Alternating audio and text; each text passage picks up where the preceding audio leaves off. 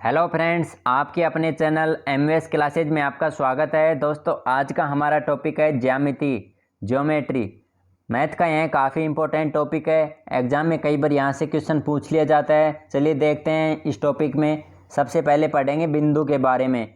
बिंदु है जिसमें न लंबाई न चौड़ाई न मोटाई तथा जिसका कोई भाग न हो। जैसे इस प्रकार से एक जो बिंदु यानी टिमकी बोलते हैं जिसको, ये क्या हो जाएगा, बिंदु। इसके बाद रेखाखंड, दो बिंदुओं को मिलाने वाली दूरी को रेखाखंड कहते हैं और रेखाखंड की लंबाई निश्चित होती है। जैसे मान लीजिए ये कोई दो बिंदु है, इनको मिलाने पर जो रेखा बनती है उसको क्या कहते हैं, रेखाखंड कहते हैं। दो बिंदुओं को मिलाने वाली दूरी को क्या कहेंगे, रेखाखंड। मान लीजिए ए और बी कोई दो बिंदु है। इसी प्रकार नेक्स्ट है किरण। किसी रेखाखंड को ए की दिशा में बढ़ाया जाए तो उसे किरण कहते हैं। इसकी लंबाई ए की दिशा में अनंत होती है। मान लीजिए ये कोई एक बिंदु है, इससे ए की दिशा में बढ़ाया जाए किसी रेखाखंड को, तो वह क्या हो जाएगी, किरण हो जाएगी। किरण को किस प्रकार से डिनोट करते हैं, ए बी के ऊपर तीर का निशान, यह किसका साइन है, किरण का। इसकी प्रकार नेक्स्ट है रेखा। रेखा वह है जिसमें लंबाई हो मगर चौड़ाई व मोटाई नहीं हो। रेखा को दोनों तरफ अनंत तक बढ़ाया जा सकता है। रेखा को दोनों तरफ अनंत तक बढ़ाया जा सकता है। इस प्रकार इसमें दोनों साइड में तीर का निशान रहेगा। एक रेखा के सिरे बिंदु होते हैं और एक बिंदु से अनंत रेखाएं खींची जा सकती है। एक सरल रेखा पर अनंत बिंदु होते हैं और दो भिन्न बिंदुओं में से एक रेखा गुजर सकती है। जब दो या दो से अधिक रेखाएं किसी एक ही बिंदु से गुजरें तो वे संगामी रेखाएं होती हैं। इसके बाद आता है कोणों की माप। कोणों को माप कैसे निकालेंगे या कैसे होता है, कोणों में माप कितनी होती है, ये जानकारी के लिए देखिए। न्यून कोण, एक्यूट एंगल, 90 डिग्री से कम के कोण को क्या कहते हैं, न्यून कोण कहते हैं। जैसे मान लीजिए कोई त्रिभुज है,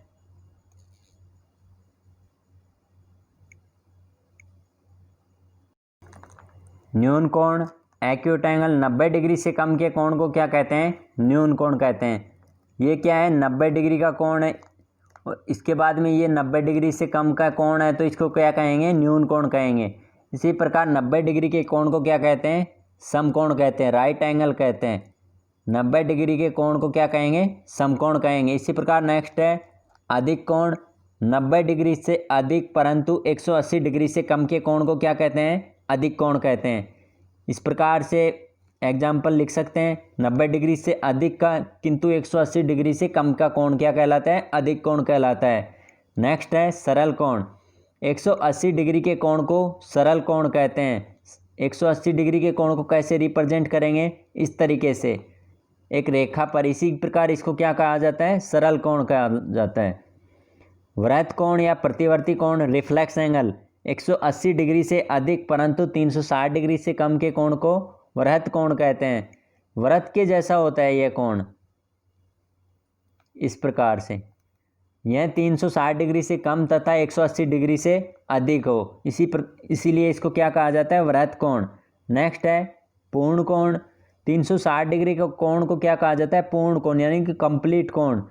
जैसे कोई वृत्ताकार आकृति है तो इसको क्या कहेंगे, पूर्ण कोण कहेंगे, क्योंकि इसमें कोण का मान कितना है, 360 डिग्री है। नेक्स्ट है पूरक कोण या अनुपूरक कोण, कॉम्प्लीमेंट्री एंगल्स। जब दो कोणों का योग 90 डिग्री हो तो उन्हें क्या कहेंगे, पूरक कोण कहेंगे। इसे कोटि पूरक कोण भी कहते हैं। कोई भी दो कोण है उनका योग, जैसे मान लीजिए एक कोण ए है जिसकी वैल्यू 60 डिग्री और एक कोण बी है जिसकी वैल्यू 30 डिग्री, तो ए और बी जो कोण है इनका योग कितना होता है, 90 डिग्री, तो इन्हें क्या कहेंगे, पूरक कोण कहेंगे। नेक्स्ट है संपूरक कोण। जब दो कोणों का योग 180 डिग्री हो तो उन्हें संपूरक कोण कहते हैं। मान लीजिए एक कोण तो है 120 डिग्री और एक कोण है 60 डिग्री, दोनों का योग कितना हो जाएगा, 180 डिग्री। इन्हें क्या कहेंगे, संपूरक कोण या सप्लीमेंट्री एंगल्स। नेक्स्ट है एकांतर कोण। जब दो समांतर रेखाओं को कोई तिर्यक रेखा काटती है तो विपरीत ओर बनने वाले अंतःकोण एकांतर कोण कहलाते हैं। जैसे मान लीजिए दो समांतर रेखाएं हैं, इनको एक तिर्यक रेखा काटती है तो इनके विपरीत ओर बनने वाले, या फिर जिसको बोल सकते हैं उल्टा जेड या उल्टा एन की फॉर्म में जो एंगल्स बनेंगे उनको क्या कहेंगे, एकांतर कोण कहेंगे। इसके बाद आता है त्रिभुज। किसी भी त्रिभुज की दो भुजाओं का योग तीसरी भुजाओं से बड़ा होता है और किसी भी त्रिभुज की दो भुजाओं का अंतर तीसरी भुजा से छोटा होता है। त्रिभुज का जो कोण जितना बड़ा होगा उसमें सामने वाली भुजा उतनी ही बड़ी होगी, अर्थात सबसे बड़े कोण के सामने सबसे बड़ी भुजा और सबसे छोटे कोण के सामने सबसे छोटी भुजा होगी। जैसे मान लीजिए डायग्राम में दिखाया गया है, ये एंगल 40 डिग्री का है, ये एंगल 80 डिग्री का है, इसी प्रकार ये है 60 डिग्री का है। कोई त्रिभुज है ABC। अब देखिए इस त्रिभुज में कोण सबसे अधिक कोण कौन सा है, कोण A। कोण A के सामने वाली भुजा क्या होगी, सबसे बड़ी। कौन सी भुजा होगी सबसे बड़ी, BC भुजा। BC भुजा सबसे बड़ी होगी। सबसे छोटी भुजा 40 डिग्री के सामने वाली भुजा AB। नेक्स्ट है समकोण त्रिभुज में सबसे बड़ी भुजा क्या होती है, कर्ण होती है। समकोण त्रिभुज इस प्रकार से होता है और इसमें सबसे बड़ी भुजा कर्ण होती है और इसके अलावा कौन कौन सी होती है, लंब होती है और आधार होती है। समकोण त्रिभुज के तीनों कोणों का योग 180 डिग्री का होता है। यह समबाहु त्रिभुज के तीनों कोण क्या होते हैं, समान होते हैं। समद्विबाहु त्रिभुज, जैसे देखिए समबाहु त्रिभुज है, समबाहु त्रिभुज की आकृति इस प्रकार से होगी, इसके तीनों कोण कैसे होते हैं, समान होते हैं। 60 डिग्री, 60 डिग्री और 60 डिग्री। यह कैसा त्रिभुज है, समबाहु त्रिभुज। नेक्स्ट है समद्विबाहु त्रिभुज। समद्विबाहु त्रिभुज में समान दो भुजाओं के आधार पर बनने वाले कोण को क्या कहते हैं, समद्विबाहु त्रिभुज। जैसे मान लीजिए यह कोई त्रिभुज है, इसकी ये दोनों भुजाएं समान है। ABC कोई त्रिभुज है, इसमें AB भुजा और AC भुजा समान है, तो यह कैसा त्रिभुज हो जाएगा, समद्विबाहु त्रिभुज। जब किसी त्रिभुज की दो भुजाओं के वर्ग का योग तीसरी भुजा के वर्ग से बड़ा हो तो वह न्यून कोण त्रिभुज होगा।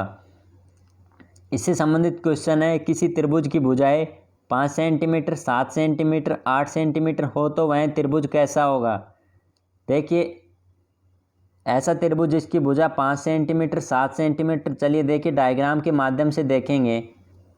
मान लीजिए ये त्रिभुज कौन सा है, ABC त्रिभुज है, जिसकी भुजाएं कितनी कितनी है, 5 सेंटीमीटर, 7 सेंटीमीटर और 8 सेंटीमीटर। अब इसमें क्या कह रहा है, जब किसी त्रिभुज की दो भुजाओं के वर्ग का योग तीसरी भुजा के वर्ग से बड़ा हो तो वह कैसा त्रिभुज होता है, न्यून कोण त्रिभुज। हमने अभी पढ़ा था, कोई भी दो भुजाओं का वर्गों का योग ले लीजिए, मान लीजिए जैसे 5 का स्क्वायर प्लस 7 का स्क्वायर है, क्या होना चाहिए, अधिक होना चाहिए तीसरी भुजा से। तीसरी भुजा का वर्ग कितना है, 8 का स्क्वायर। 5 का स्क्वायर 25 हो जाएगा, 7 का square 49 greater than 64, 74 greater than 64। ठीक है फ्रेंड्स, इसका राइट आंसर ऑप्शन ए न्यून कोण त्रिभुज हो जाएगा। इसी प्रकार नेक्स्ट है, जब किसी त्रिभुज की दो भुजाओं के वर्ग का योग तीसरी भुजा के वर्ग के बराबर हो तो वह समकोण त्रिभुज, समकोण त्रिभुज होगा। जैसे मान लीजिए कोई समकोण त्रिभुज है, यह डायग्राम के माध्यम से देखते हैं। ABC समकोण त्रिभुज है जिसकी भुजा मान लीजिए 5 सेंटीमीटर, 12 सेंटीमीटर और 13 सेंटीमीटर है। इसमें क्या होता है, भुजाओं के वर्ग का योग तीसरी भुजा के वर्ग के बराबर होता है। इसमें सबसे बड़ी भुजा कौन सी होती है, कर्ण होती है। कर्ण का स्क्वायर किसके बराबर होगा, बाकी दो भुजाओं के वर्ग के बराबर। 5 का स्क्वायर प्लस 12 का स्क्वायर। 5 का स्क्वायर कितना होता है, 25 और 12 का 144। तीनों को ऐड करेंगे, दोनों को ऐड करेंगे तो कितना हो जाएगा, 169। इसके इक्वल कितना है, 13 का स्क्वायर। 13 का स्क्वायर भी कितना है, 169। That is prove. नेक्स्ट है, किसी त्रिभुज की भुजाएं 5 सेंटीमीटर, ये कर लिया अभी। तो ये कैसा त्रिभुज हो जाएगा? इस अगर किसी त्रिभुज में ये 5 सेंटीमीटर, 12 सेंटीमीटर व 13 सेंटीमीटर की भुजा दी हुई हो तो यह त्रिभुज कैसा त्रिभुज कहलाएगा? समकोण त्रिभुज। Option B. इसी प्रकार जब किसी त्रिभुज की दो भुजाओं के वर्ग का योग तीसरी भुजा के वर्ग से छोटा हो तो वह अधिक कोण त्रिभुज होगा। अधिक कोण त्रिभुज कैसा त्रिभुज होगा? जब यदि दो भुजाओं के वर्ग का योग तीसरी भुजा के वर्ग से छोटा होगा। जैसे मान लीजिए एग्जाम्पल के माध्यम से देखते हैं, किसी त्रिभुज की भुजाएं 4 सेंटीमीटर, 5 सेंटीमीटर व 7 सेंटीमीटर हो तो वह त्रिभुज कैसा होगा?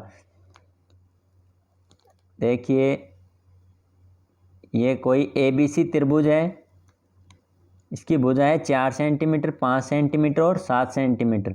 इसकी दो भुजाओं के वर्गों का योग करते हैं, 4 का स्क्वायर प्लस 5 का स्क्वायर क्या होता है? 7 के स्क्वायर से छोटा होता है।